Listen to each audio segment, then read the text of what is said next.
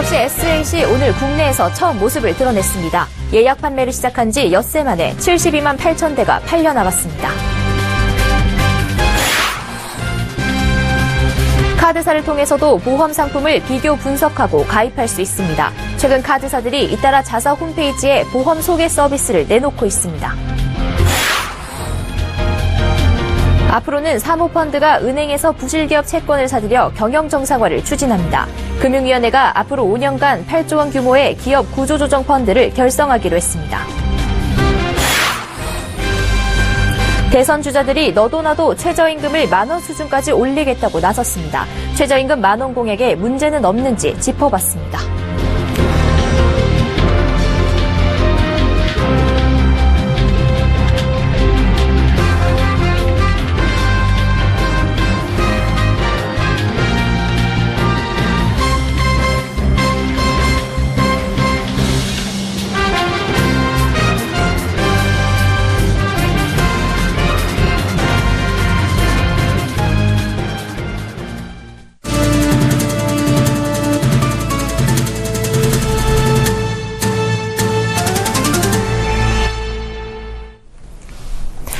시청자 여러분 안녕하십니까? 센 경제 현장 양한나입니다. 지난달 말 뉴욕과 런던에서 처음 공개된 갤럭시 S8이 오늘 국내에도 첫 선을 보였습니다. 큰 화면과 인공지능, 얼굴 인식 기능까지 탑재된 갤럭시 S8은 예약 판매를 시작한 지 엿새 만에 벌써 72만 8천 대가 팔려나갔습니다. 이보경 기자가 현장에 다녀왔습니다. 삼성의 새로운 스마트폰 갤럭시 S8에서 가장 눈에 띄는 것은 시원해진 화면. 홈 버튼을 없애는 등 전면의 모든 것을 최소화해 화면 비율을 80%까지 높였습니다. 지문과 홍채에 이어 이번에는 얼굴 인식까지 추가됐습니다. 얼굴을 비추면 1초도 되지 않아 잠금이 풀립니다. 삼성이 자체 개발한 인공지능 가상비서 빅스비도 적용됐습니다. 물건을 촬영하기만 하면 구매로까지 연결되고 외국어로 된 문서는 번역까지 해줍니다. 스마트폰 생태계를 넓혀주는 주변 기기들도 눈에 띕니다. 모바일을 데스크탑처럼 사용할 수 있는 삼성 덱스. 모바일 게임을 PC로 할 수 있고 어플을 활용한 문서 작업도 쉽습니다. 5년, 10년 후 오늘을 돌이켜보면 갤럭시 S8부터 새로운 스마트폰 경험이 시작됐다고 평가받을 수 있는 제품을 기획했습니다. 21일부터 정식 판매되는 갤럭시 S8과 S8 플러스의 출고가는 64GB를 기준으로 각각 93만 5천 원, 99만 원입니다. 또 갤럭시 S8 플러스 128GB 모델은 115만 5천 원입니다. 지난주 예약 판매를 시작한 갤럭시 S8은 불과 엿새 만에 72만 8천 대가 팔려나가며 초반 돌풍을 일으키고 있습니다. 서울경제TV 이보경입니다. 요즘 같은 온라인 모바일 시대에 신용카드를 새로 만들고 싶으면 카드사 홈페이지나 앱을 방문하겠죠. 최근 카드사들이 자사 홈페이지나 앱에서 보험 가입도 가능하도록 서비스를 내놓고 있습니다. 디지털화돼가는 금융 환경에 맞춰 소비자들의 다양한 니즈를 충족시키고 장기적인 수익 창출을 위해서입니다. 앵커 리포트입니다. 삼성카드의 홈페이지, 주요 서비스 안내에 보험이 새로 생겼습니다. 클릭을 하면 삼성카드의 추천 보험부터 맞춤 보험 검색, 공동구매 보험, 혜택, 이벤트 안내 등 다양한 서비스가 나타납니다. 삼성카드가 지난달 출시한 온라인 보험 플랫폼 삼성카드 다이렉트 보험입니다. 계열사인 삼성생명과 삼성화재뿐 아니라 현대해상과 교보라이프플래닛, 메리츠화재 등 15개 보험사와 제휴를 맺고 운전자 보험, 여행자 보험, 치아보험, 연금저축 등 47개 상품을 갖추고 있습니다. 소비자는 이곳에서 상품의 비교 선택부터 신청까지 완료할 수 있습니다. 신한카드 역시 자사가 운영하는 쇼핑몰 올드쇼핑에 라이나생명과 AIA 생명사 등 보험 상품을 내놨습니다. 내 보험료를 확인하고 바로 가입 상담을 신청하는 서비스 등이 있습니다. 신한카드는 앞으로 더 많은 보험사와 제휴를 맺어 온라인 보험 플랫폼을 구축해 나간다는 계획입니다. 이처럼 카드사들이 온라인 보험 플랫폼 서비스를 내놓는 것은 다양한 혜택을 제공해 고객의 충성도를 높이기 위해서입니다. 특히 최근 디지털화돼가는 금융 환경에 맞춰 젊은 소비자들의 눈길을 끌기 위한 전략이기도 합니다. 소비자가 플랫폼을 통해 보험에 가입할 경우 보험사로부터 수수료를 얻고 자사카드로 보험료를 결제할 가능성이 높아지는 등 수익 창출에도 도움이 됩니다. 보험사들 역시 카드사의 온라인 플랫폼 서비스를 반기는 분위기입니다. 주요 포털 사이트에 다이렉트 보험을 광고하는 비용보다 카드사의 플랫폼에 지불하는 수수료가 훨씬 저렴하기 때문입니다. 서울경제TV 양한나입니다. 정부가 기업 구조 조정의 핵심 주체를 채권은행에서 자본시장으로 바꾸기 위해 8조 원 규모의 민간 구조 조정 펀드를 만듭니다. 금융위원회는 앞으로 5년 동안 8조 원 규모의 기업 구조 조정 펀드를 조성하는 신기업 구조 조정 방안을 발표했습니다. 국책은행과 연기금, 유암코 등이 먼저 4조 원의 자금을 투입하고 민간 자금 4조 원을 매칭 펀드 방식으로 출자하는 구조입니다. 민간과 정부로부터 자금을 받은 펀드 운용사는 부실기업을 사들인 뒤 채무 조정과 신규 자금 투입, 사업 재편, 비용 감축 등 경영 정상화를 추진합니다. 정상화가 어렵다고 판단되면 기업의 핵심 자산을 팔거나 청산할 수 있습니다. 지금까지는 기업에 돈을 빌려준 채권은행이 구조조정을 주도했다면 앞으로는 사모펀드가 은행에서 부실기업 채권을 인수해 경영 정상화를 꾀하도록 하겠다는 겁니다. 정부는 올해 안으로 우선 1조 원 규모를 펀드에 출자하고 이후 4조 원까지 서서히 출자 자금을 늘려나갈 계획입니다. 우선 중견기업의 구조조정을 촉진하는 게 1차 목표로 대기업 구조조정은 국책은행이 주도합니다. 기업 입장에서는 신규 자금을 지원받아 살아날 기회를 얻고 사모펀드는 부실기업이 살아나면 비싼 값에 팔아 이익을 남길 수 있다는 게 장점입니다. 19대 대통령 선거를 앞두고 대선 후보들이 다양한 경제 공약을 내놓고 있습니다. 특히 청년 실업 문제가 극심해지면서 청년층과 서민층의 표심을 자극하기 위한 최저임금 인상 공약이 선거판의 중요한 이슈로 부상했습니다. 김상용 기자입니다. 안철수 국민의당 대선 후보가 최근 임기 내에 최저임금을 10,000원 이상으로 올리겠다고 밝혔습니다. 앞서 지난 6일 관음클럽 초청 토론회에서 최저임금이 2022년쯤에 10,000원에 도달하는 것이 옳다고 말한 뒤 노동계가 립서비스에 불과하다고 반발하자 시기를 2022년에서 임기 내로 수정했습니다. 저는 반드시 임기 내에 10,000원 이상으로 올릴 겁니다. 최저임금 인상이라는 게 삶의 가치를 올리는 일 아니겠습니까? 저는 청년들의 1시간이 저 같은 아재 1시간보다 더 소중하다고 생각합니다. 또 바른정당의 유승민 후보와 정의당의 심상정 후보 역시 오는 2020년까지 최저임금을 10,000원으로 올리겠다고 공약했습니다. 더불어민주당의 문재인 후보 측은 구체적인 시기를 정하지 않은 채 빠른 시일 내에 최저임금을 10,000원 수준으로 인상해야 한다고 밝혔습니다.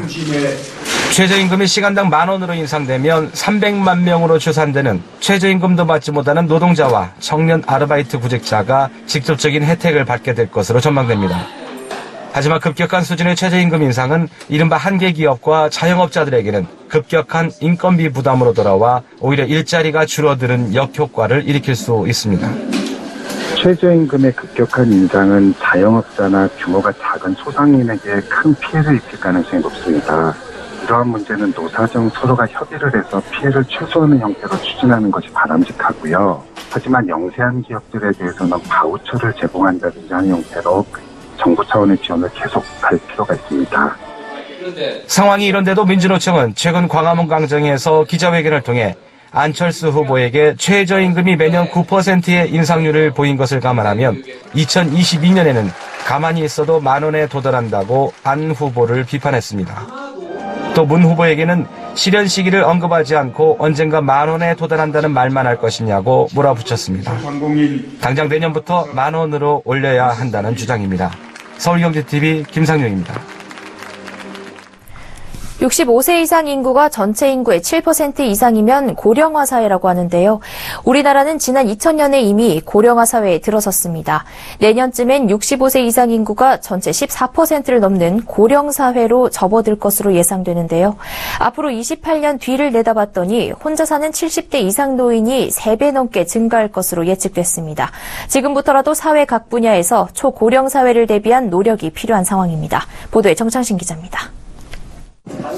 혼자 사는 70세 이상 1인 가구가 오는 2045년에 3배 이상 증가할 것으로 조사됐습니다.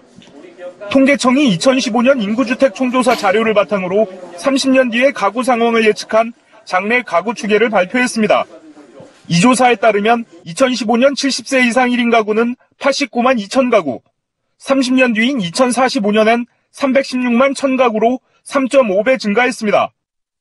전체 가구 수도 같은 기간 1901만 3천 가구에서 2231만 8천 가구로 17.4% 증가했습니다.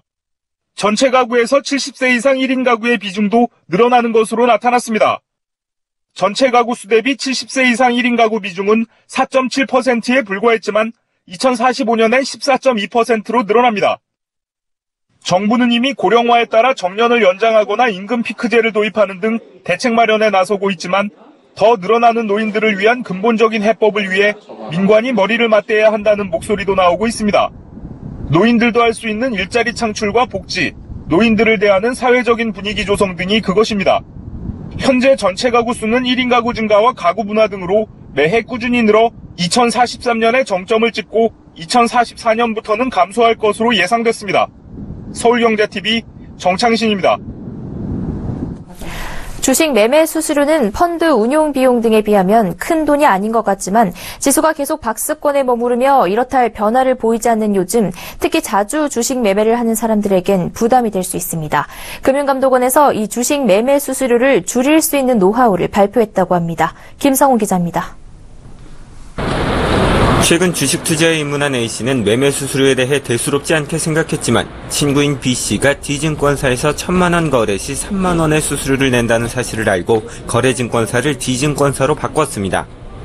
A씨가 거래한 C증권사는 같은 조건의 수수료가 5만 원으로 2만 원가량 차이가 났기 때문입니다. 이처럼 주식을 매매할 때 증권사에 내야 하는 매매 수수료는 증권사별로 달라서 1,000만 원 거래 시 1만 원 이상 차이가 납니다. 매매 수수료가 부담된다면 금융투자협회 홈페이지에 있는 전자공시 서비스를 통해 증권사별 매매 수수료를 검색, 비교한 후 거래증권사를 결정하면 됩니다. 매매 수수료는 일반적으로 오프라인보다는 온라인 쪽이 훨씬 저렴합니다. 오프라인 수수료에는 고객의 주문 체결을 중개하는 데 필요한 인건비 등이 포함되기 때문입니다. 매매 수수료를 아낄 수 있는 또 하나의 방법은 협의 수수료를 이용하는 겁니다. 협의 수수료란 증권사가 고객의 거래 규모 등 자체 기준에 따라 마케팅이나 우수 고객 관리를 위해 수수료를 할인해 주는 것을 말합니다. 주식 매매를 자주 또는 많이 하는 투자자라면 증권사의 협의 수수료 적용 가능 여부를 문의해 볼 수 있습니다. 금융감독원은 투자자가 증권사의 협의 수수료 기준을 쉽게 확인할 수 있도록 올 2분기부터 증권사의 협의 수수료에 대한 공시 항목을 구체화하는 방안을 추진할 방침입니다. 이 밖에 시각장애인의 경우 홈트레이딩 시스템 거래로 수수료를 절감하는 것이 어려울 수 있기 때문에 시각장애인에 대한 매매 수수료를 할인해주는 규정도 2010년부터 적용되고 있습니다. 서울경제TV 김성훈입니다.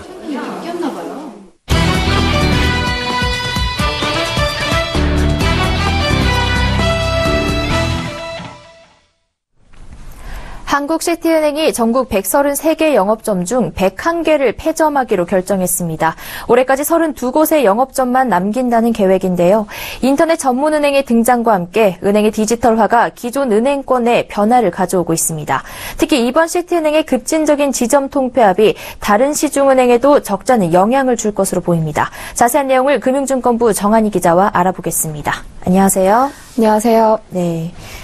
은행들이 최근 지점을 줄이는 추세이긴 한데요. 이번 시티은행의 지점 통폐합은 좀 얘기가 다릅니다. 한두 개가 아니라 현재 지점의 80%, 즉 100개 넘게 줄이겠다는 건데 이렇게 급진적인 지점 통폐합은 전례가 없지 않았습니까? 네, 그렇습니다. 시티은행은 올해 안에 전국 133개 영업점 중에서 32개만 남겨놓고 나머지 101개 영업점은 폐점한다는 계획입니다. 시티은행 지점 5개 중 4곳이 없어지는 셈인데요. 시티은행 측은 영업점을 방문하는 고객 수가 그동안 급감해왔다며 이번 지점 통폐합은 디지털 시대의 은행이 살아남기 위한 선택이라는 입장입니다.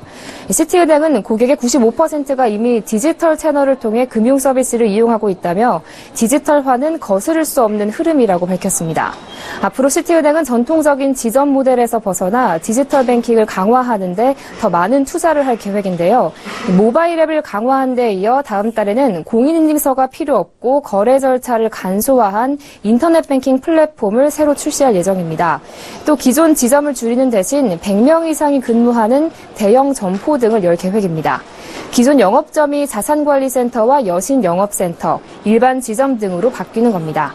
문을 닫는 영업점에서 일하던 행원은 거점센터로 재배치되거나 고객가치센터와 고객집중센터에서 비대면 금융 컨설팅 업무를 맡습니다. 네, 시티은행이 이렇게 지점을 축소한다고 하니 노조 측의 반발이 상당하다고요? 네, 이 지점 대축소에 대해서 시티은행 노조는 강력 반발했습니다. 노조 측은 문을 닫는 지점의 직원 대다수를 콜센터로 옮기겠다는 게 회사 측의 계획인데 이는 그동안 계약직 직원들이 해오던 콜센터 업무에 불과하다고 주장하고 있습니다. 사실상 퇴직을 유도하려는 회사의 꼼수라는 지적입니다. 은행 측은 이번 지점 축소로 인한 해고는 전혀 없을 것이라고 못 박았습니다.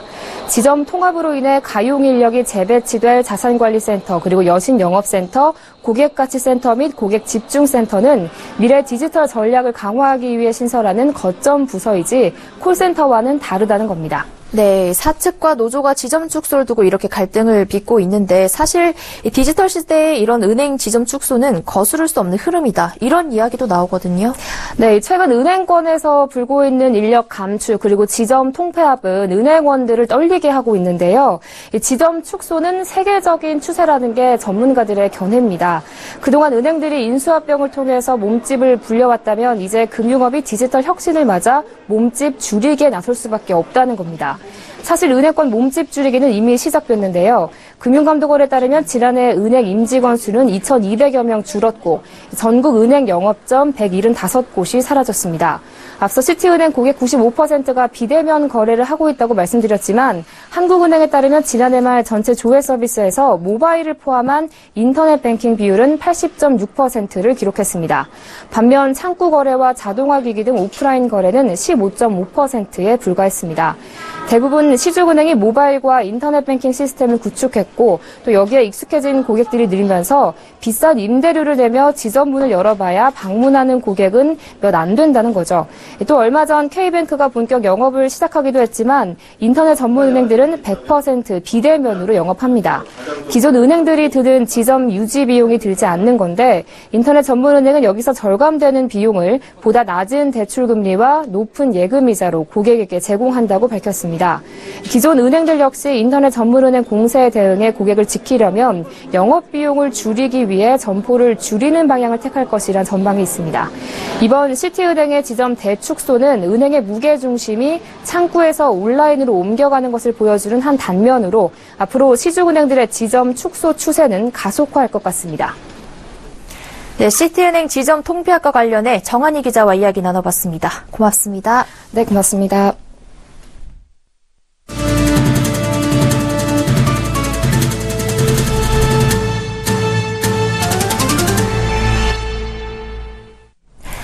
한국은행이 올해 경제 성장률 전망치를 기존 2.5%에서 2.6%로 0.1%포인트 올렸습니다. 이주열 한국은행 총재는 오늘 금융통화위원회 이후 열린 기자간담회에서 올해 국내 총생산 성장률 전망을 수정한다고 발표했습니다. 한은이 성장률 전망치를 올리기는 2014년 4월 이후 3년 만입니다. 이주열 총재는 국내 식물 경제는 최근 성장세가 다소 확대됐다며 올해 1분기 성장률은 수출과 투자 호조에 힘입어 작년 4분기에 비해 상당폭 높아진 것으로 추정된다고 성장률 전망치 수정 배경을 밝혔습니다. 또 탄핵 결정 이후 대선 일정이 확정되면서 그동안 많이 낮아져 있던 소비 심리가 다소 개선된 것으로 보인다고 말했습니다. 한은이 성장률 전망치를 2.6%로 높여 잡았지만 한은의 예상대로라면 우리나라 경제 성장률은 3년 연속 2%대 후반에 머뭅니다. 한은은 석유류의 가격 상승 등 영향으로 올해 소비자 물가 상승 전망치도 1.9%로 종전보다 0.1%포인트 올렸습니다. 오늘 금통위에서 기준금리는 현재 연 1.25%로 10개월째 동결됐습니다. 동결 결정은 금통위원회 만장일치로 이뤄졌습니다. 지난해 만 20세에서 34세 청년 1인 가구의 평균 주거 면적은 10평이 채 안 되고 10명 중 8명은 1년 3개월 만에 집을 옮긴 경험이 있는 것으로 조사됐습니다. 국토교통부는 국토연구원이 최근 1인 가구의 연령대별 주거 특성을 분석한 결과 이같이 나타났다고 밝혔습니다. 지난해 청년 1인 가구의 주거 면적은 10평 남짓한 32.9제곱미터로 1인 가구 평균 주거 면적인 48.4제곱미터보다 작았습니다. 또 청년 1인 가구의 82%는 최근 2년 이내 집을 옮긴 경험이 있었고 한 집에 머무는 평균 거주 기간은 1.3년으로 나타났습니다. 우리나라 성인 100명 중 5명꼴로 지난 1년간 스마트폰 중독을 경험한 적이 있다는 조사 결과가 나왔습니다. 보건복지부에 따르면 스마트폰 중독 1년 유병률은 5%로 나타났습니다. 1년 유병률은 지난 1년간 한 번 이상 질환을 겪은 적이 있는 사람의 비율을 뜻합니다. 스마트폰 중독은 스마트폰을 과다하게 사용해 신체적, 심리적, 사회적 부적응과 일탈을 경험하고 스마트폰에 지나치게 의존 집착해 사용을 중단했을 때 불안을 느끼는 상태입니다.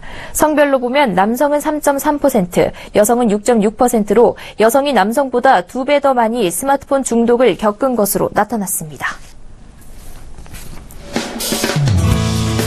한국은행에 따르면 메모리 반도체와 디스플레이 업황이 앞으로 5년간 연평균 3에서 7%대 성장세를 나타낼 것으로 보입니다. 사물 인터넷 등 인기로 메모리 반도체 공급이 늘어나고 스마트폰과 TV에 공급되는 OLED 시장이 더 커질 것으로 전망되는 덕분입니다. 정재창 공정거래위원장이 오늘 중소기업 중앙에서 열린 유통분야 납품업체와의 간담회에서 전문점은 1988년 처음 등장한 이후 수조 원대로 성장했지만 그에 걸맞는 감시가 이뤄지지 못했다면서 이들에 대해 불공정 거래 실태를 면밀히 점검하겠다고 전했습니다. 농림축산식품부에 따르면 철새에서 고병원성 조류 인플루엔자가 검출된 후 인근 농장에서 발생하는 패턴이 되풀이돼 철새 도래지 근처 3km 내 닭과 오리 농장 신설을 금지하기로 했습니다. 여기에 AI 위험지역에 있는 닭과 오리 농가에 대해선 지자체장이 강제 휴업할 수 있도록 할 계획입니다. 관세청에 따르면 지난해 고추장과 간장, 된장 등 전통 장류 수출액이 5,300만 달러로 역대 최대를 기록했습니다. 특히 고추장이 전체 수출액의 59.3%에 달했고 간장과 된장이 뒤를 이었습니다.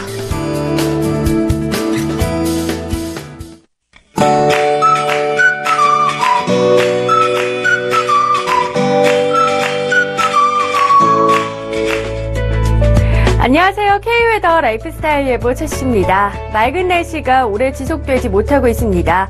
미세먼지로 인해 대기가 뿌연데요. 내일도 오전까지 전국의 미세먼지 농도 한때 나쁨 단계로 주의하셔야겠습니다. 다행히 오후 들어서는 대기 순환도 원활해지고 점차 기압골의 영향을 받아 비가 내리면서 대기질이 청정해지겠습니다. 이번 비는 중부와 전북, 경북 북부는 오전부터, 그 밖의 지방은 자정부터 시작됩니다. 양은 중부와 경북 북부 5에서 20, 그 밖의 지방은 5mm 내외가 예상되고요. 서울 경기는 밤에 그치겠지만 그 밖의 지방은 모레까지 이어지겠습니다. 이 비 덕분에 건조함은 해소되겠는데요. 다만 내일 비가 시작되는 지역으로는 흐린 하늘에 햇볕이 차단되면서 낮에도 서울 15도로 쌀쌀하겠습니다. 그 밖의 지방은 광주 21도 등으로 오늘과 비슷하겠습니다. 다음은 자세한 지역별 내일 날씨를 나절 예보를 통해서 살펴보겠습니다. 중부지방 점차 흐려져 오전부터 비가 오겠습니다. 흐린 하늘에 서울 15도, 춘천 16도까지밖에 오르지 못하겠습니다. 동해안 지방도 점차 흐려지겠고요. 낮부터 비 소식이 있습니다. 남부지방, 전북과 경북 북부 지역으로도 흐려져 낮부터 비가 오겠습니다. 낮 기온은 광주, 대구 21도로 따스하겠습니다. 서해와 동해상으로도 흐려져 비가 오겠고요. 여기에 물결도 동해상 최고 4m, 서해상에서 최고 3m로 매우 높게 일겠습니다. 또 밤부터는 서해와 남해상으로 안개가 짙게 끼는 곳이 있겠습니다. 서울, 경기를 제외한 전국의 비는 토요일까지 이어지겠고 월요일에서 화요일 사이 또다시 전국 대부분 지방에 비 소식이 있습니다. 날씨였습니다.